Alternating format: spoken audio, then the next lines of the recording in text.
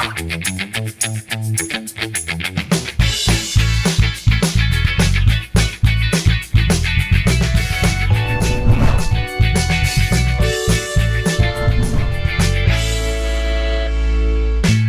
আলাইকুম দর্শক, আপনারা দেখছেন চ্যানেল আয়ের পর্দায় সালাম স্টিল স্ট্রেট কাট। স্বাগত জানাচ্ছি, আমি দীপ্তি চৌধুরী। স্ট্রেট কাট প্রশ্ন করতে আজকে আমরা যাকে অতিথি হিসেবে পেয়েছি, তিনি জাতীয় নাগরিক পার্টির মুখ্য সংগঠক উত্তরাঞ্চলের এবং জুলাই আগস্ট আন্দোলনের অন্যতম সংগঠক হিসেবে যিনি একেবারে আমাদের সকলের পরিচিত হয়ে উঠেছিলেন, জনাব সার্জিস আলম। আসসালামু আলাইকুম, ওয়েলকাম। ওয়ালাইকুম আসসালাম, আপনাকে অসংখ্য ধন্যবাদ। কেমন আছেন? জি আলহামদুলিল্লাহ, ভালো আছি। নির্বাচনে হেরে গেলে কেমন লাগে? মিশ্র প্রতিক্রিয়া। যখন 1,68,000 মানুষের সমর্থন পাওয়া যায়, এটা অনেক বেশি সাহস আর অনুপ্রেরণা যোগায়। আবার একই সাথে যখন বিভিন্ন কারণে কিংবা কারণ দেখিয়ে মাত্র 7,000 ভোটের ব্যবধানে পরাজিত হয়ে কিংবা হারিয়ে দেওয়া হয়, তখন আরেক ধরনের অনুভূতি তৈরি হয়। কেনই হারিয়ে দেওয়া হয় আর অভিযোগ কেন? হ্যাঁ, কারণ আমার আসনে আমি যদি জাস্ট হচ্ছে একদম ছোট করে বলি, যখন পর্যন্ত প্রায় 80টা সেন্টারে, 155টা সেন্টারের মধ্যে রাত 8টা পর্যন্ত 80টা সেন্টারে ভোট ফলাফল ঘোষণা করা হয়, তখন পর্যন্ত আমি 8,000 ভোটে আগানো ছিলাম। এরপরেই হঠাৎ করে প্রায় 2-3 ঘন্টা আর কোনো সেন্টারে ফলাফল প্রকাশ করা হয়নি, স্থগিত। গণনা শেষ কিন্তু প্রকাশ করা হচ্ছে না। সেটার কারণ কি জানতে চান? না, আমরা প্রত্যেকটা জায়গায় একদম রিটার্নিং অফিসার ডিসি যিনি ছিলেন তিনি থেকে শুরু করে প্রত্যেকটা জায়গায় যোগাযোগ করছিলাম। তারা তাদের জায়গা থেকে বলছিল আমাদের একটু সময় লাগবে, আমরা পুনর্গণনা করছি, আমরা একটু বিষয়গুলো দেখছি, এইরকম এক্সকিউজগুলো। এবং এরপরে প্রায় রাত 11টা-12টার দিকে একসাথে 155টা সেন্টারে ফলাফল ঘোষণা করা হয়। সেখানে দেখানো হয় যে 7,000 ভোট আমার কম রয়েছে। তো সেই জায়গা থেকে আমাদের মনে হয়েছে ওই 2-3 ঘন্টা সময় আমাদেরকে একদমই অন্ধকারে রেখে এবং বিভিন্ন সেন্টারে ইলেকশন ইঞ্জিনিয়ারিং করা হয়েছে, যেই জায়গায় যে ভোটের পার্থক্যগুলো দেখানো হয়েছে এইগুলো একদম খুবই অপ্রত্যাশিত, এটা কোনোভাবে হওয়া সম্ভব নয়। এর আগে যখন 80-85টা সেন্টারে ফলাফল দেওয়া হয়, সেখানে অধিকাংশতেই আমরা বিজয়ী ছিলাম এবং যেগুলোতেও আমাদেরকে পরাজিত আমরা ছিলাম খুবই সামান্য পার্থক্য, 100 ভোট 200 ভোট। কিন্তু পরেরগুলোতে যেভাবে দেখানো হয়েছে 500, 1500, 600, 1700 এই ধরনের পার্থক্য দেখানো হয়েছে। তো আমার জায়গা থেকে স্পষ্ট মনে হয়েছে যে এখানে নিশ্চয়ই কোনো একটা মেকানিজম ছিল।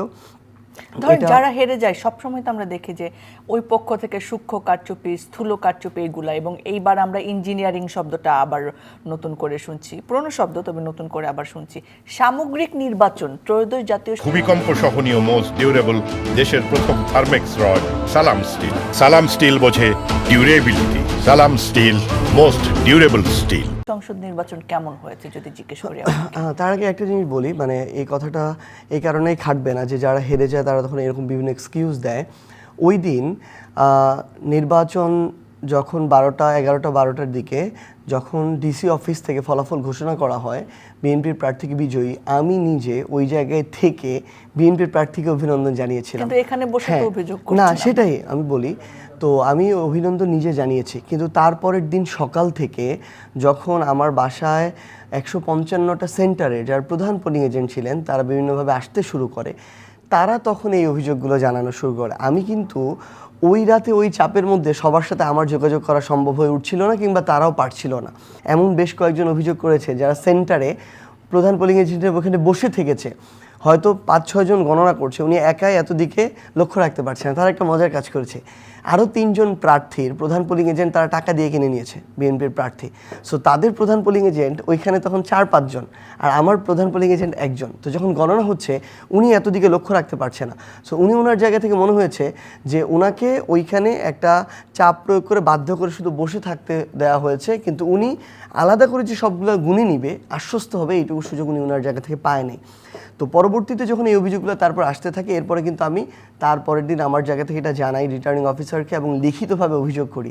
এবং দেখেন, আমরা সব আসনে কিন্তু এটা বলছি না, আমি আমার দলেরও একজন পলিটিক্যাল কাউন্সিলের একজন সদস্য, আমি আমার জায়গা থেকে আমার জোটেরও একজন তো সদস্য, কিন্তু আমরা হাতে গোনা কিছু আসনের কথা বলছি। যেমন আমাদের মনে হয়েছে নাসির উদ্দিন পাটোয়ারির আসনে এটা হয়েছে, মামুনুল হক হুজুরের আসনে এটা হয়েছে, আমাদের মনে হচ্ছে ঢাকা 17 আসন তারেক রহমানের যেটা আসন ছিল সেই জায়গায় এই ঘটনা হয়েছে। যে যখন তারা দেখছে তারা একটা মার্জিনে হেরে যাচ্ছে এবং বিভিন্ন স্ট্র্যাটেজিক কারণে তারা তাদের জায়গা থেকে এই আসনগুলো তারা ইঞ্জিনিয়ারিং করে বের করে এনেছে। কিন্তু আপনি দেখেন এখানে তো একটা মানে এত নিরঙ্কুশ বিজয় হয়েছে, এতগুলো আসন, মানে সামগ্রিকভাবে সেই নির্বাচনকে আপনি আসলে কিভাবে না হ্যাঁ, সেটাই আমি বলছিলাম যে আমি আমার জায়গা থেকে এটুকু বলতে পারি, নির্বাচনের ভোট গ্রহণ যতক্ষণ পর্যন্ত হয়েছে 4:30 পর্যন্ত, তখন পর্যন্ত আমরা এই জায়গাটাতে আমরা সন্তুষ্ট ভোট গ্রহণ প্রক্রিয়ার সাথে। ফলাফল ভোট যে গণনার যে প্রক্রিয়া এবং ফলাফল ঘোষণা প্রক্রিয়া, এই জায়গায় অধিকাংশ ক্ষেত্রে ঠিকঠাক ছিল। সামগ্রিকভাবে আমরা ওই আসনগুলোতে, আমি স্পষ্ট করে বলি, আমরা দেখেছি BNP plus Awami League plus deep state এবং কিছু এজেন্সি একসাথে মিলে কাজ করে ওই আসনগুলোতে নির্বাচনে সক্রিয় ছিল মনে হয়। হ্যাঁ অবশ্যই বিএনপি, আপনি দেখেন আমার পঞ্চগড়ে যেদিন নির্বাচন হয় তারপরের দিন বাংলাদেশের প্রথম উপজেলা বিএনপির সভাপতি দাঁড়িয়ে থেকে আওয়ামী লীগের অফিস উদ্বোধন করেছে।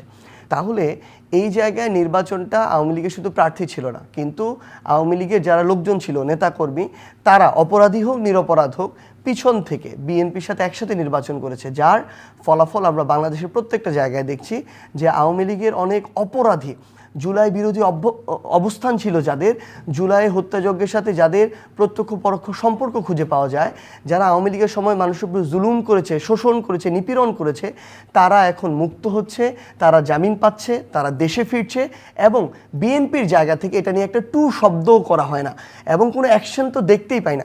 দেখেন আমি স্পষ্ট করে একটা জিনিস বলি, বিএনপি যদি নির্বাচনে আওয়ামী লীগের সাথে না দিত, বিএনপি কোনোদিনও এই নির্বাচনে সরকার গঠন করতে পারতো না। তারা যখন মাঠ পর্যায়ে গিয়ে দেখলো যে বিগত 1.5 বছরে বিএনপির যারা বড় বড় লিডার, আমরা যাদেরকে হ্যাভিওয়েট নেতা বলি, তারা কিন্তু সেন্ট্রাল পর্যায়ে পলিটিক্সটা করেছে, তারা ঢাকা শহর কেন্দ্রিক ছিল, মাঠ পর্যায়ে মানুষের দ্বারে দ্বারে তারা যায় নাই। তারা দ্বারে দ্বারে গিয়েছে কখন? নির্বাচনের 1 থেকে 2 মাস আগে। তখন গিয়ে তারা দেখলো যে মাঠের যে প্রজন্ম, ভোটারদের যে চিন্তা, কেউ কেউ জামাতমুখী হয়েছে, কেউ কেউ এনসিপি বা তরুণ প্রজন্মের মুখী হয়েছে। অধিকাংশ মানুষ সংস্কার চায়, পরিবর্তন চায়। তারা গিয়ে দেখলো তারা এই অবস্থায় জিততে পারবে না। তারা সাথে সাথে আওয়ামী লীগের নেতাদের সাথে, যারা দেশে এবং দেশের বাইরে আছে, বড় বড় নেতা, একদম কেন্দ্রীয় নেতা পর্যন্ত যোগাযোগ করা শুরু করলো। আমি জানি না তারা শেখ হাসিনার সাথে পর্যন্ত যোগাযোগ করেছে কিনা, কিন্তু আমি আমার জেলায় গিয়ে দেখেছি আমার জেলার আওয়ামী লীগের যিনি এমপি ছিল, যারা জেলার সভাপতি সেক্রেটারি থেকে শুরু করে ইউনিয়ন সভাপতি সেক্রেটারি ছিল, প্রত্যেককেই ভোটের রাতে, আগের রাতেও লক্ষ লক্ষ টাকা ইউনিয়ন। জামাত জোট কি আওয়ামী লীগের ভোট আনতে চায় না? আমি আমার জায়গা থেকে সেটা বলছি, প্রত্যেকটা জায়গায় যেটা হয়েছে, আওয়ামী লীগের ইউনিয়ন সভাপতি সেক্রেটারি, উপজেলা সভাপতি সেক্রেটারি, তাদেরকে লাখে লাখে টাকা দিয়েছে বিএনপির যারা প্রার্থী ছিল, তাদেরকে নিয়ে বসেছে, খেয়েছে, আলোচনা করেছে এবং ফাইনালি ভোটের, আওয়ামী লীগের যে ভোটের অধিকাংশ, তারা তাদের জায়গায়, বিএনপি তাদের জায়গায় নিয়েছে। এখানে তারা কিছু তাদেরকে কমিটমেন্ট দিয়েছে। 1, আপনি অপরাধী হন, নিরপরাধ হন, আপনার সকল মামলা আমরা দেখব, আপনাকে জামিন আমরা করব, আপনি মুক্তভাবে চলাচল করবেন, এটা দায়িত্ব আমাদের, আপনি আপনার জায়গা থেকে অফিস খুলবেন, দায়িত্ব আমাদের, আপনি আবার নতুন করে নিষিদ্ধ থাকার পর রাজনীতি করবেন, দায়িত্ব আমাদের। এই কমিটমেন্টগুলো করে তারা বিএনপি আওয়ামী লীগ একসাথে নির্বাচন করেছে। এবার আওয়ামী লীগের কিছু ভোট, এগুলো কি জামাত নেওয়ার চেষ্টা করেনি, এনসিপি নেওয়ার চেষ্টা করেনি? আমি একটু আগে বলেছি কিছু মানুষজন আছে যারা নৌকার ভোটার ছিল, শুধুমাত্র সক্রিয় রাজনীতিতে কখনোই ছিল না। কিছু মানুষজন আছে যারা তাদের জায়গা থেকে বিভিন্ন কমিটিতে, ধরেন ওয়ার্ড পর্যায়ের কমিটিতে ছিল, ইউনিয়ন পর্যায়ের কমিটিতে ছিল, কিন্তু তারাও জুলুমে, অত্যাচারে আওয়ামী লীগের উপর তারা অতিষ্ঠ ছিল। তারা যখন আন্দোলন হলো অভ্যুত্থানে আওয়ামী লীগের বিরুদ্ধে, তারা কখনোই আওয়ামী লীগের পক্ষে নামে নাই, বরং তারা বলেছে যে তারা, মানে আওয়ামী লীগ যে অপকর্ম করেছে তাদের শাস্তি প্রাপ্য। অভ্যুত্থানের আগেও এই মানুষগুলো স্থানীয় পর্যায়ে সম্মানিত ছিল। মানুষজন বলতো তারা একটা দল করতে পারে, কিন্তু দল কানা না, তাদের ওই বিবেকবোধের জায়গা আছে, তারা মানুষের উপরে বিএনপি বেছে বেছে তাদেরকে আনতে চাইছেন না, আমরা বেছে বেছে আনতে চেয়েছি, ব্যাপারটা এরকম না। ব্যাপারটা এরকম যে তারা যখন সম্মানের সাথে সমাজে বসবাস করেছে, জামায়াতও তাদের জায়গায় তাদেরকে অ্যাপ্রোচ করেছে, হয়তো এনসিপিও অ্যাপ্রোচ করেছে, কেউ হয়তো এসেছে, কেউ হয়তো আসেনি, কিন্তু কিছু কিছু মানুষজন সেই জায়গা থেকেও ভোটার হিসেবে এসেছে। আচ্ছা, আমাকে একটু বলেন যে নির্বাচনে তো আপনারা জামাতের সাথে জোটে গেলেন এবং বললেন এটা আদর্শিক জোট না, এটা নির্বাচনী সমঝোতার জোট। জামাতের সাথে জোটে গিয়ে আপনাদের এক্সপিরিয়েন্স কেমন, এবং এরপরে নির্বাচনের পরে যখন আপনারা নিশ্চয়ই এভলিউশনের মধ্য দিয়ে গেছেন দলের মধ্যে, আপনারা আসলে কি পেয়েছেন? লাভবান হয়েছেন নাকি ক্ষতির মুখোমুখি হয়েছেন? কি আসলে নির্বাচনের আগে অনেকে বলছিল আর কি যে জামায়াত হচ্ছে যে আদর্শিক যে রাজনীতিটা করে, এনসিপি যদি জামায়াতের সাথে জোট করে, এনসিপি তো জামায়াতে বিলীন হয়ে যাবে, এরকম কথা বলতো। আমি আমার জায়গা থেকে মাঠের অভিজ্ঞতা গিয়ে যেটা দেখলাম যে আমরা আমাদের জায়গা থেকে মধ্যম পন্থার রাজনীতি করার চেষ্টা করছি এবং করছি, বিএনপিও তাদের জায়গা থেকে মধ্যম পন্থার রাজনীতি করার চেষ্টা করছে। আমরা বরং বিএনপির সাথে যদি জোট হতো, আমাদের দুইটা রাজনৈতিক দলের আদর্শিক অবস্থান, আদর্শিক জায়গা বলছি, এই জায়গাটা পার্থক্য তুলনামূলক কম দেখা যেত। জামায়াতের সাথে যখন, জামায়াত শুধু না, 11 দলীয় জোট, জামায়াত এবং অন্যান্য আরও বেশ কিছু রাজনৈতিক দল যখন এখানে জোট হয়েছে, আমরা মাঠ পর্যায়ে গিয়ে দেখি আমরা একদম স্পষ্ট করতে পারি তাদের কথায়, তাদের কাজে, তাদের আচরণে বোঝা যায় যে ওরা জামায়াত করে, ওরা বাংলাদেশ খেলাফত মজলিস করে, ওরা অন্য আরেকটা রাজনৈতিক দল করে। আমার এনসিপির ধরেন একটা প্রোগ্রাম শুরু করছি, আমার কথা বলার স্টার্টিংটাই ডিফারেন্ট। সো আমরা এটা স্পষ্ট পার্থক্য করতে পারি। আরেকটা জিনিস হচ্ছে মাঠ পর্যায়ে অধিকাংশ ক্ষেত্রে কিছু ব্যতিক্রমও আছে, যেমন আমরা ভূমিকম্প সহনীয় মোস্ট ডিউরেবল দেশের প্রথম Thermex rod Salam steel. Salam steel বোঝে durability. Salam steel most durable steel. Sarwar Tushar ভাইয়ের আসনে ব্যতিক্রম দেখেছি, আরও বেশ কিছু আসনে ব্যতিক্রম দেখেছি, যারা আমাদের এনসিপির প্রথম সারির নেতৃত্ব কিংবা ফেস। আমরা তাদের জায়গায় দেখেছি জামায়াতের স্থানীয় পর্যায়ে যারা নেতৃবৃন্দ ছিলেন, নেতাকর্মী ছিলেন, বিশেষ করে আমাদের মা বোনেরা, জামায়াতের মহিলা টিম যেটা ছিল, তারা জান প্রাণ দিয়ে কাজ করেছে। আমি আমার আসনের কথা যদি বলি, জান প্রাণ দিয়ে কাজ করেছে তাদের জায়গা থেকে, কোনো টাকার বিনিময়ে না, কোনো কিছু দেওয়ার বিনিময়ে না। তাদের মনে হয়েছে যে এটা করা দরকার, এটা দায়িত্বের জায়গা, আমানতের জায়গা, তারা জান প্রাণ দিয়ে চেষ্টা করেছে। আবার কিছু কিছু জায়গায় আমরা দেখেছি যে হয়তো কোনো একটা অংশের ভালো সহযোগিতা ছিল, একটা অংশের একটু কম সহযোগিতা ছিল। তবে দিন শেষে এটুকু বলতে পারি, বিএনপির সাথে যদি জোট হতো, আমরা মাঠ পর্যায়ে যতটুকু সহযোগিতা পেতাম, এই জামায়াত 11 দলীয় জোটে আমরা সহযোগিতা তুলনামূলক বেশি পেয়েছি। নির্বাচনের পরে এই জোট কন্টিনিউ করা নিয়ে আপনারা কি ভেবেছেন অলরেডি দলীয়ভাবে এনসিপি? আমাদের হচ্ছে একটা তো বিরোধী দল, আমরা 11 দল একসাথে বিরোধী দলের ভূমিকায় থাকবো। সো বিরোধী দলীয় হিসাবে একসাথে যখন থাকবো, এখানে একটা অটো সংসদের জায়গা আমরা জোটের ভূমিকা দেখতে পাবো। পাশাপাশি স্থানীয় নির্বাচনে আগামীতে নির্বাচনী জোট হবে কিনা এই আলোচনা এখনো চলছে, এ বিষয়ে এখনো সিদ্ধান্ত হয়নি। জামায়াতের জায়গা থেকে আমরা এরকম স্টেটমেন্ট দেখেছি যে তারা তাদের জায়গা থেকে এককভাবে স্থানীয় নির্বাচনের প্রস্তুতি নিচ্ছে। আমরাও আমাদের জায়গা থেকে স্থানীয় নির্বাচন এককভাবে নেওয়ার প্রস্তুতি শুরু করেছি। কিন্তু সামনে গিয়ে যদি বৃহৎ স্বার্থে, দেশ এবং মানুষের স্বার্থে আমাদের মনে হয় যে আমাদের সেটাও স্থানীয় নির্বাচনটা জোটের ভিত্তিতে গেলে ভালো হয়, হয়তো সেটা হতে পারে, কিন্তু এখন পর্যন্ত এটা আলোচনায় আছে, সিদ্ধান্ত হয়নি। আর এরপরেই তো আসলে সংরক্ষিত নারী আসন যেটা রয়েছে আমাদের, সেটা নিয়ে কথা আসে, যেহেতু এটা সংখ্যাটাও কম না। তো সেই জায়গায় আপনারা মানে এই 11 দলীয় জোটের আসনের অনুপাতে কি আপনারা দেবেন, নাকি এনসিপি যত 6টা আসন পেয়েছে সেটার বিপক্ষে তারা নারী আসন দেবেন, আবার জামাত তাদের দল থেকেই তাদের আসনের অনুপাতে দেবে, নাকি সবাই মিলে আসলে ট্রাই করবেন? এটা মানে স্বাভাবিকভাবে হচ্ছে যেই দল যতটি আসন পেয়েছে, নারী সংরক্ষিত আসনের ক্ষেত্রে ওই পার্সেন্টেজ অনুযায়ী এটা হবে, আসনের পার্সেন্টেজ অনুযায়ী। তারপরও খুব স্বাভাবিকভাবেই এনসিপির হয়তো কিছু বেশি হতে পারে, কারণ আমাদের জায়গা থেকে আমাদের প্রত্যেকটা জায়গায় একদম মেইন স্ট্রিম পলিটিক্সে আমরা দেখেছি নারীদের যে অংশগ্রহণ, অভ্যুত্থানের যারা সামনের সারিতে ছিল, জামাতের সাথে যাওয়ার কারণে অনেক নারী চলেও গেছেন। এটা আসলে কিছু হয়েছে এই জায়গাগুলো, এটা আসলে অস্বীকার করার কোনো জায়গা নেই। কিন্তু এখন কিন্তু ওই ভুলটা অনেকের ভাঙছে। আমাদের সাথে যারা সহযোদ্ধারা ছিল, আমরা কিন্তু আমাদের দলের, আমাদের আদর্শিক, আমাদের সাংগঠনিক ওই রাজনীতিটাই করতে চাচ্ছি এবং ওই দিকেই আমরা যাচ্ছি। কিন্তু ধরেন আপনি একটা জোটের সাথে রয়েছেন এবং সেই জোটের মানুষ আপনার জন্যই ভোট চাইতেছে যে হ্যাঁ এইখানে ভোট দিলে তুমি জান্নাতে যাবা, সেটা কি আপনি অপোজ করতে পারছেন একজন জোটের মানুষ? প্রথমত এই জিনিসটা আমরা আমাদের জায়গা থেকে কখনো এগ্রি করি না, যে আপনি তো অপোজও করেন না। অবশ্যই করেছি। আমরা আমাদের জায়গা থেকে যখন মাঠ পর্যায়ে কথা বলেছি, আমি এইভাবে অনেক কথা শুরু করেছি যে আপনারা আপনাদের জায়গা থেকে আমাকে ভোট দিলে যে কোনো কিছু ইহকালে পরকালে অলৌকিক কিছু পেয়ে যাবেন, এটার কোনো সম্ভাবনা নাই। ব্যক্তিগতভাবে করেছেন? হ্যাঁ, না দলীয়ভাবে আমরা তো ওই যে স্টেটমেন্টগুলো, সেটা কিন্তু জামাতের দলীয় স্টেটমেন্টও না। আপনি যেটা বলছেন যে জান্নাতে চলে যাওয়া, মাঠ পর্যায়ে মানে বিএনপির অনেক নেতাকর্মীও আমি আপনাকে দেখাইতে পারবো, যারা এমপি ক্যান্ডিডেট ছিল, তারা তাদের জায়গা থেকে বলছে যে তারেক রহমানের সাথে থাকা মানে সত্যের পথে, ন্যায়ের পথে, ভালোর পথে, সিরাতুল মুস্তাকিমের পথে থাকা। এটার কি কোনো বাস্তবতা আছে? নাই তো। তো সেই জায়গা থেকে আমরা মনে করি আমাদের যারা নারীরা আছেন, আমরা আমাদের জায়গা থেকে প্রত্যাশা করছি যে আমরা যদি এমনি 2টাও পাই সংরক্ষিত আসনে, আমরা প্রত্যাশা করবো আমাদের অন্তত যেন 4-5 জন যায়। সেটার জন্য আমাদের জোটের যেহেতু বেশিরভাগ আসন জামায়াত ইসলামের আছে, আমরা তাদের সাথে কথা বলবো এবং নারীদের যে অংশগ্রহণ সংরক্ষিত আসনে বলি, উচ্চকক্ষে বলি, সেটা নিশ্চিত করার জন্য আমাদের সর্বোচ্চ চেষ্টা থাকবে।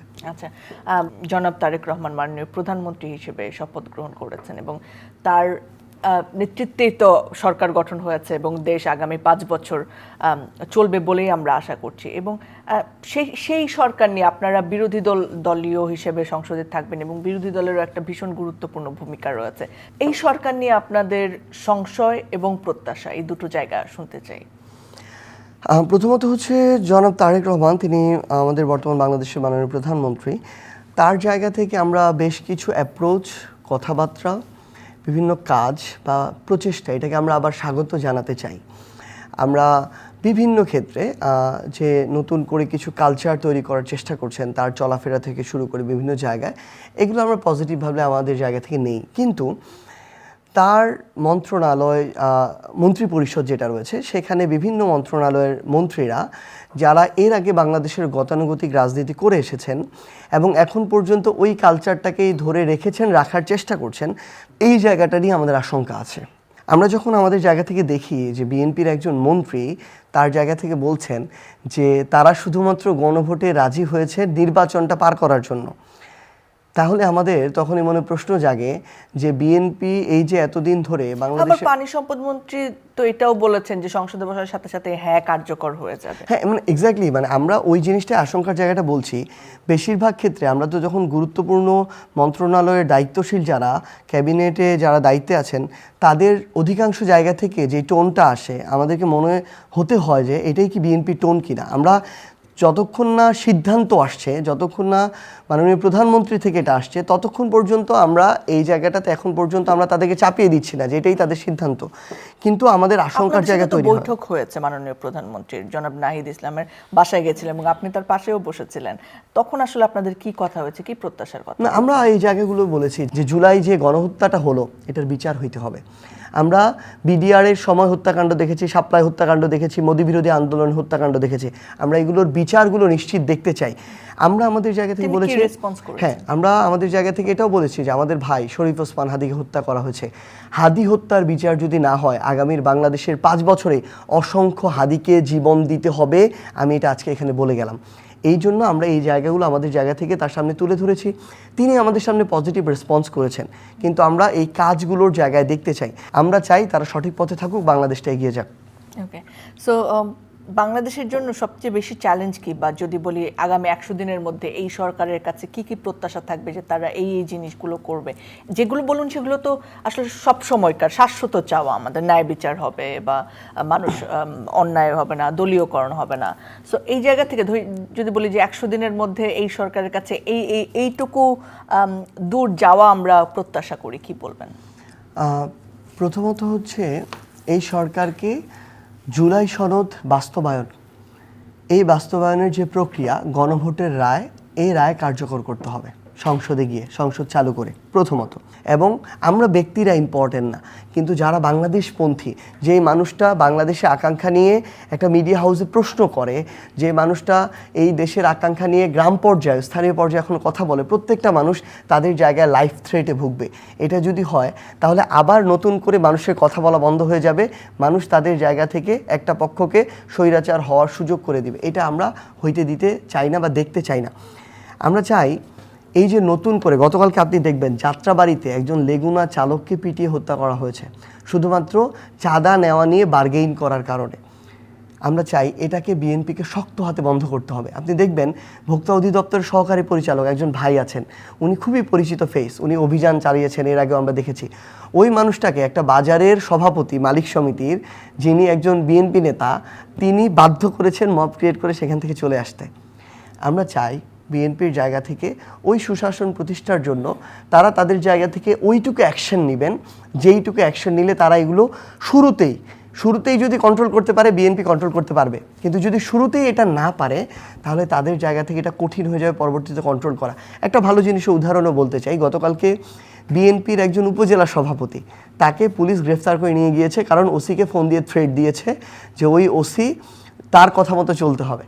তখন তাকে গ্রেফতার করে নিয়ে গেছে। এটা কিন্তু একটা খুব পজিটিভ দিক। একটা উপজেলা বিএনপি সভাপতিকে এই থ্রেটের জন্য নিয়ে যাওয়া হচ্ছে জিজ্ঞাসাবাদের জন্য তুলে, এটা পজিটিভ সাইন। তো আমরা আমাদের জায়গা থেকে চাই যে এই বিষয়গুলোকে দিন শেষে দেশের ওই সুশাসন নিশ্চিত করাটা, জবাবদিহিতার আওতায় নিয়ে আসা। এবং আরেকটা জিনিস, যেমন গতকালকে ববি হাজ্জাজ, বর্তমানে শিক্ষা প্রতিমন্ত্রী, তিনি বললেন যে মামুনুল হককে হুকুমের প্রধান আসামি করে তিনি মামলা করবেন তার নেতাকর্মীকে নির্বাচনের সময় নাকি হেনস্থা করার জন্য, বাধা দেওয়ার জন্য। আমরা মনে করি এটাও আরেকটা থ্রেট দেয়া যে আপনারা যারা নেতৃত্বের জায়গায় ছিলেন বা আছেন আপনাদেরকে বিভিন্ন মামলায় জড়িয়ে দিয়ে আপনার কণ্ঠরোধ করা হবে। এটা যদি করার চেষ্টা করা হয়, আমরা মনে করি যে বিএনপি তাদের জায়গা থেকে যদি এই প্রসেসে বিরোধী দল কিংবা বিরোধী দলীয় নেতাদেরকে দমিয়ে রাখতে চায়, এটা আরও হিতে বিপরীত হবে। এই জায়গায় বিএনপিকে আমরা আমাদের জায়গা থেকে সর্বোচ্চভাবে চাই তারা যেন ওইটুকু মত প্রকাশের স্বাধীনতার, রাজনীতি করার স্বাধীনতার চর্চাটুকু করে। আরেকটা জিনিস বিএনপিকে করতে হবে, সরকার দল হিসাবে আমরাও বিরোধী দল হিসেবে সহযোগিতা করব। বাংলাদেশের অর্থনীতির যে অবস্থা, ভারসাম্যপূর্ণ অবস্থা, এটা কিন্তু এখন খুব একটা ভালো নেই। এই জায়গা থেকে দেশের উত্তরণ প্রয়োজন। দেশের অর্থনীতি যদি ঠিক থাকে, দেশের ব্যবসা প্রতিষ্ঠান থেকে শুরু করে দেশের সকল চালিকা শক্তি এগুলো যদি ঠিক থাকে, দেশ ঠিক থাকবে, মানুষ ঠিক থাকবে। সো এই মূল্যস্ফীতি কমানো থেকে শুরু করে সামগ্রিক জায়গায় সরকারকে গুরুত্বপূর্ণ কিছু পদক্ষেপ নিতে হবে, যেই জায়গাগুলো দলীয়করণ করা যাবে না। এটা যেন আমরা আমাদের জায়গা থেকে দেখি। এবং সর্বশেষ আরেকটা জিনিস বলবো, যদিও অসংখ্য বিষয় আছে, আমরা চাই মিডিয়াতে যেন দলীয়করণটা না হয়। আমরা অভ্যুত্থানের পরে কিন্তু দেখেছি বিএনপির অনেক কেন্দ্রীয় নেতা তারা তাদের জায়গায় বিভিন্ন মিডিয়া হাউসে কর্তৃত্ব নেওয়ার চেষ্টা করেছে। বিভিন্ন ভূমিকম্প সহনীয় মোস্ট ডিউরেবল দেশের প্রথম Thermex rod Salam steel. Salam steel বোঝে durability. Salam steel most durable still. গুরুত্বপূর্ণ পদ দখল করার চেষ্টা করেছে। আমরা চাই তারা এই স্পেসটা যেন মিডিয়াতে দেয়, যে আমার একজন মিডিয়া কর্মী, তাদের যেমন জীবনের নিরাপত্তা দরকার, চাকরির নিরাপত্তা দরকার, তাদের যেমন ওইটুকু বেতন কাঠামো থেকে শুরু করে ওইটুকু অর্থনৈতিক সাপোর্ট দরকার, একইভাবে তাদের প্রশ্ন করার স্বাধীনতা দরকার, তাদের পেশাদারিত্বের স্বাধীনতা দরকার। আমরা চাই যে বিএনপি সরকার দল এখন তারা যেন ওই কর্তৃত্বটা না করে, যেটা আমরা আওয়ামী লীগের সময় দেখেছি। এটা তাদের জন্যই ক্ষতিকর হবে, তাদেরই স্বৈরাচার হিসেবে তৈরি হওয়ার রাস্তা তৈরি করে দিবে।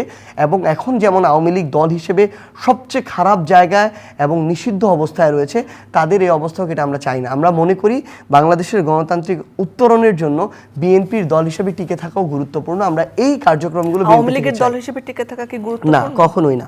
আমরা এখন আওয়ামী লীগ রাজনৈতিক কার্যক্রম তাদের নিষিদ্ধ আছে, দল হিসেবে নিষিদ্ধ আছে। তারা এই নিষিদ্ধ, কিন্তু তাদের আওয়ামী লীগের এই অবস্থার জন্য দায়ী তারা নিজেরাই। সবচেয়ে বেশি আওয়ামী লীগ বিলুপ্ত হয়ে যাবে? দেখেন, মানে আমাদের জায়গা থেকে আমরা এইটুকু মনে করি, একটা রাজনৈতিক দল তাদের জায়গা থেকে মানে অন্তর্বর্তীকালীন সরকার যে অবস্থানে ছিল, বিএনপি যদি নিজের হাতে সহযোগিতা করে আওয়ামী লীগকে ফিরিয়ে আনতে চায়, হয়তো আওয়ামী লীগকে তারা ফিরিয়ে আনার এই অপচেষ্টাটা করতে পারে। কিন্তু তখন আপনারা কি করবেন? অবশ্যই আমরা কোনোদিন মানে একটা দল একটা গণহত্যা ঘটিয়ে রাজনৈতিকভাবে নিষিদ্ধ হয়ে যদি ক্ষমতাসীন আরেকটা দল তাদের সহযোগিতায় তারা নিজেরা সহযোগিতা করে আওয়ামী লীগকে ফিরে আনার চেষ্টা করে, আমি আমার জায়গা থেকে এটুকু বলতে পারি। অনেকে বলে না যে এক প্রজন্ম দুইবার বিপ্লব করে না, আমি এটা দেখি না। আমি আমার জায়গা থেকে মনে করি এই অভ্যুত্থানে 3 প্রজন্ম অংশগ্রহণ করেছে। এই 3 প্রজন্ম একসাথে আগামীতে যদি রাজপথে নামে, তাহলে আওয়ামী লীগ বিএনপি দুইটার বিরুদ্ধে একসাথে নামবে, যদি বিএনপি এই সহযোগিতাটা করে। আওয়ামী লীগের অনেক মানুষজন আছে যারা মাঠ পর্যায়ের ভালো ভোটার ছিল, সমর্থক ছিল, অনেকে কিন্তু বিএনপিতে চলে গিয়েছে একদম ঘোষণা দিয়ে, অনেকে জামায়াত ইসলামের সমর্থক হয়েছে, হয়তো কেউ কেউ শুধুমাত্র ভোটার ছিল, তারা এনসিপিতেও কেউ কেউ এসেছে।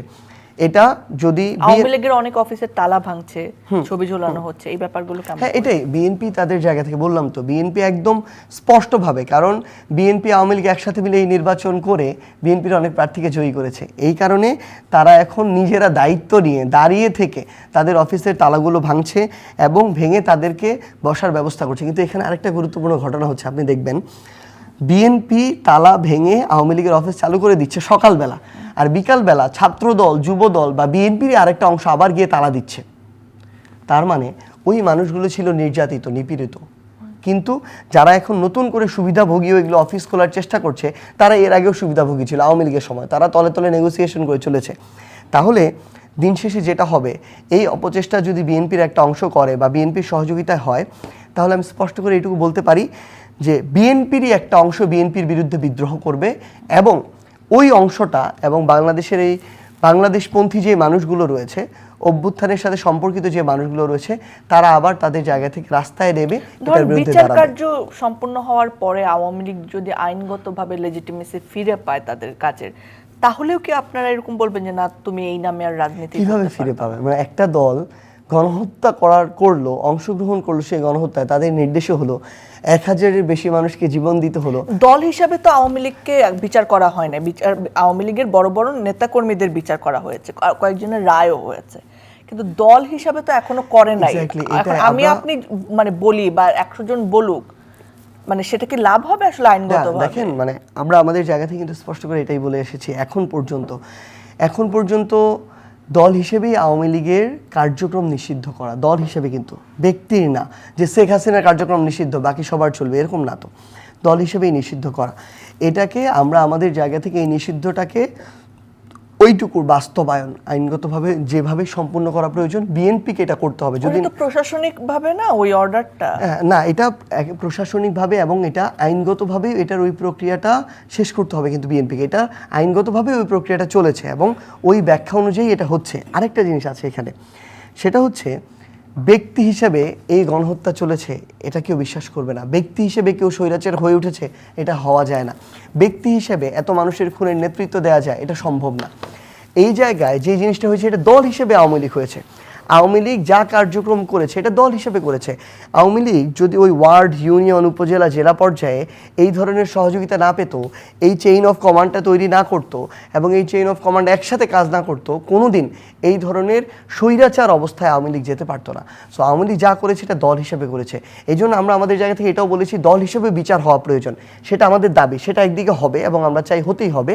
আরেকদিকে আরেকটা জিনিস দেখেন, যারা এটার সাথে সম্পর্কিত কেন্দ্রীয় থেকে শুরু করে জেলা, উপজেলা, এই মানুষগুলোর যদি বিচারিক প্রক্রিয়ায় আমরা বিচার পর্যন্ত যেতে পারি, আওয়ামী লীগ দল হিসেবে আর থাকবে না। একবারে শেষ পর্যায়ে চলে এসেছে, এখন এনসিপি নিয়ে শুনতে চাই। এনসিপির রাজনীতি নিয়ে কি পরিকল্পনা করছেন আপনারা নির্বাচন পরবর্তী সময়? আমরা একই সাথে বেশ কিছু বিষয় নিয়ে কাজ শুরু করেছি ইতিমধ্যেই। আমরা আমাদের বিভিন্ন ফোরামের বিভিন্ন পর্যায়ে ইতিমধ্যে আমাদের অসংখ্য মিটিং হচ্ছে, আমরা আমাদের পলিসিগুলো ঠিক করছি।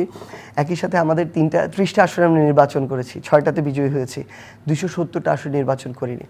সো আমাদের এই ইন্টারনাল যে বোঝাপড়ার বিষয়গুলো 300টি আসনেই 64টি জেলায়, এটা আমাদের একদিকে ঠিক করতে হচ্ছে।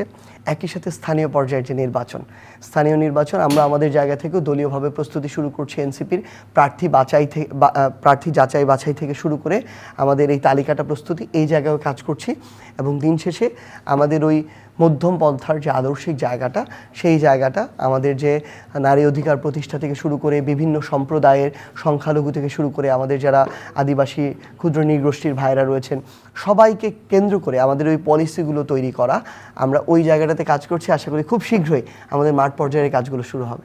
অনেক অনেক ধন্যবাদ আমাদের সময় দেওয়ার জন্য। আপনাকে অসংখ্য ধন্যবাদ। ধন্যবাদ প্রিয় দর্শক, আপনারা যারা সঙ্গে ছিলেন, আশা করছি আজকের আয়োজন আপনাদের ভালো লেগেছে। আবার আপনাদের সাথে দেখা হবে নতুন প্রশ্ন কিংবা পুরনো প্রশ্নের নতুন উত্তর নিয়ে। ভালো থাকুন, সুস্থ থাকুন, বিদায়।